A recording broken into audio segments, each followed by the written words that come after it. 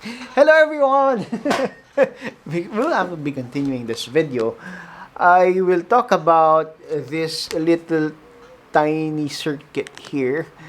Hopefully you can see it. This is the iFlight BEC that can support from 5 volts up to 12 volts.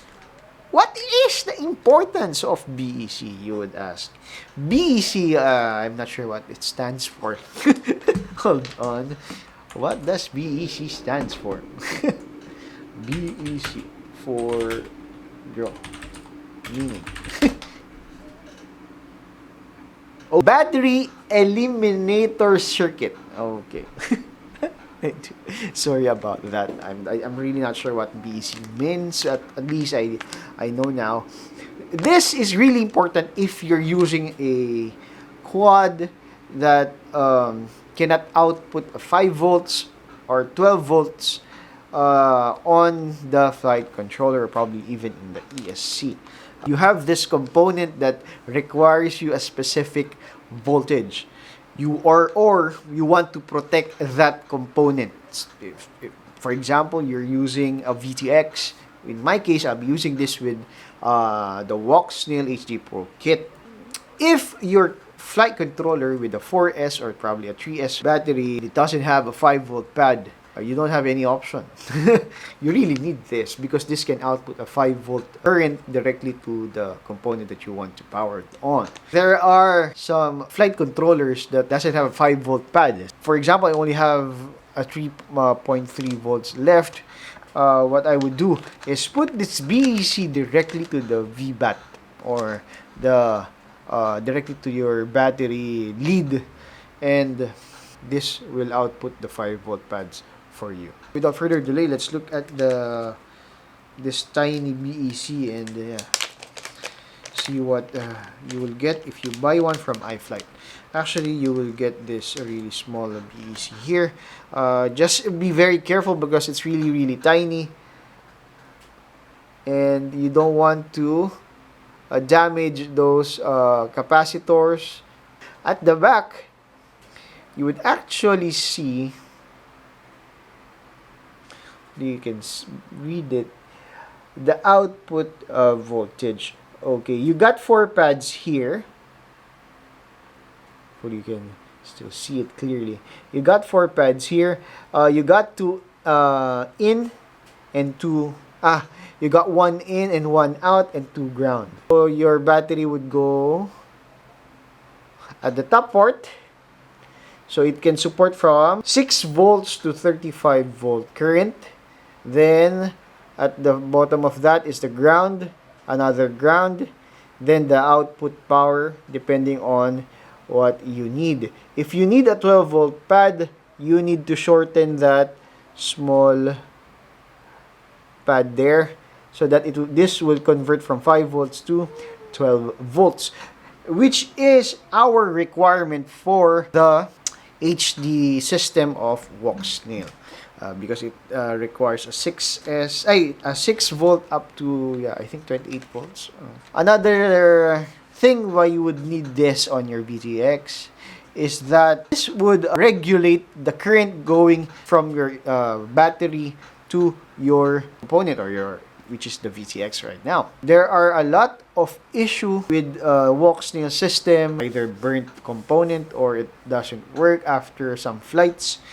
And when you ask these people, they did not use a BEC. They directly went to VBAT, or they tap directly on the battery lead. And if you go that route, you would know that these batteries are not actually constantly pushing probably a 35 volts. It's actually fluctuating, and sometimes it goes really high, extremely high, then would drop, then extremely high, then would drop. So I were you, and if you want to save the headache and some money from fixing components, difficult to diagnose which one. This is really cheap, dirt cheap. I think this is just $2. Get one, save yourself the headache, and yes, this will help you along the way. And as you can see here, you have also 4 wires to help you on your soldering. later on. So why not get this and save the headache? And you can actually buy a different from different companies. It's not just iFlight. I think there are a couple more, but a bit expensive. It's just so happens that iFlight is easily accessible here in the Philippines. So I got one, and I'll use it to power on the VTX of Walksnake. Another, just one problem. It doesn't have a heat shrink. I don't know if iFlight just forgot it, but it doesn't have any heat shrink in here. So if you got this and you don't have a heat shrink, buy one so that you can protect this BEC while it is inside of the drone, because it's really small. Treat it just like an ELRS radio controller. So you need a heat shrink for this. This is the iFlight Smoke Stopper, still fresh from iFlight, and hope you can see it clearly. Okay, this is a smoke stopper. What is the importance of using a smoke stopper on your quad? If you are flying 2S, 3S, 4S, or even 6S or up to 8S, it is really important that you know how to fix your drone, or even how to add some little components on your quad. You cannot just rely on bind and flights all the time, because there are times that you have to repair your quad. Most of the time, actually. Especially if you hit something, you hit a tree, the quad suddenly lose altitude, or it crashed. You have to repair your quad. And it is really important that you know how to solder, how to buy parts, or even, diagnose your quad. Because the moment you do not diagnose your quad and you're not sure how well you solder some of the parts, you are prone to saying goodbye to your quad forever. Because with the components that are really, really small, such as this one, this baby quad from Fly, look at how small those components are. It's really, really tiny. You will never know how to check, just like me, which component is malfunctioning. And the moment you plug your battery, especially if you are using 4S batteries, you plug it on your quad and there is a problem, of course, you will burn something. Such as this one. I experienced that myself. So I did not know if the quad has a problem, but I still went and fly the quad. And unfortunately, it burnt with flames. So it's not just a magic smoke. Literally, the quad exploded. And that is the reason why you need smoke stopper like this. And by the name of it, Smoke Stopper. It's before anything bad happens, it will cut your electricity, going from the battery to the flight controller to the ESC and even to the motor. So you will save not just the headache, but also some money, especially if you are using a very, very expensive quad. So this is really, really important. Okay, so when you buy this, you will receive some instructions from iFlight on how to use it. This is the smoke stopper. It took me 4 minutes just to show you the smoke stopper, because I just wanted to ensure that we are on the same boat while we are discussing the smoke stopper. Some people do not use one. They actually can build a similar thing, but this one would cost you really, really small amount of money, and it would save you a lot.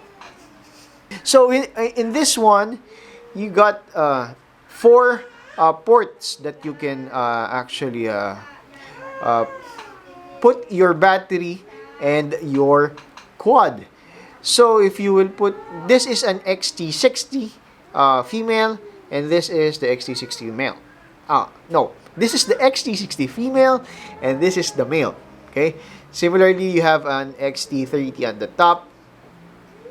Okay, so you can use either of this. Okay, but you cannot use an XT60 together with an XT30. You can only use one one battery actually to power your quad and test it. Okay, so what you need to do is you need to plug your battery here, and you need to plug this on your quad.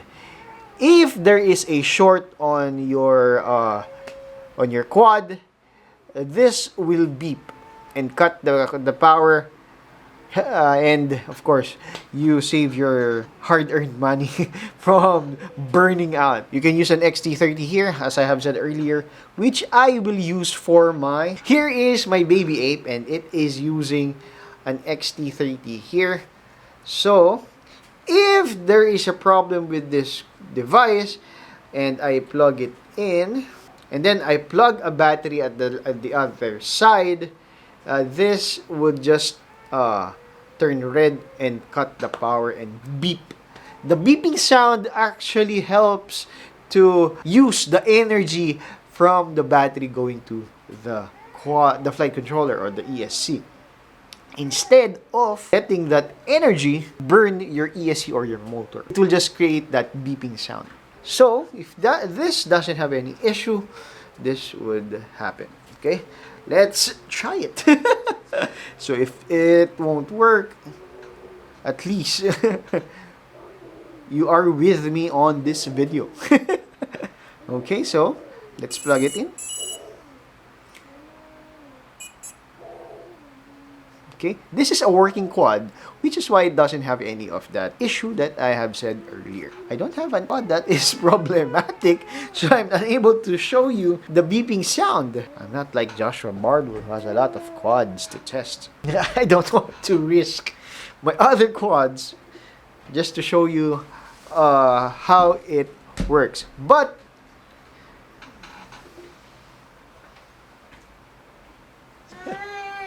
that's my niece, and she's a bit sleepy now. I do apologize for that. Okay, let's continue. So max output current would be 1.2 ampere, and okay, so do not put two batteries here, otherwise there might be a problem. Just use one battery to test your quad. So that is what the smoke stopper actually do.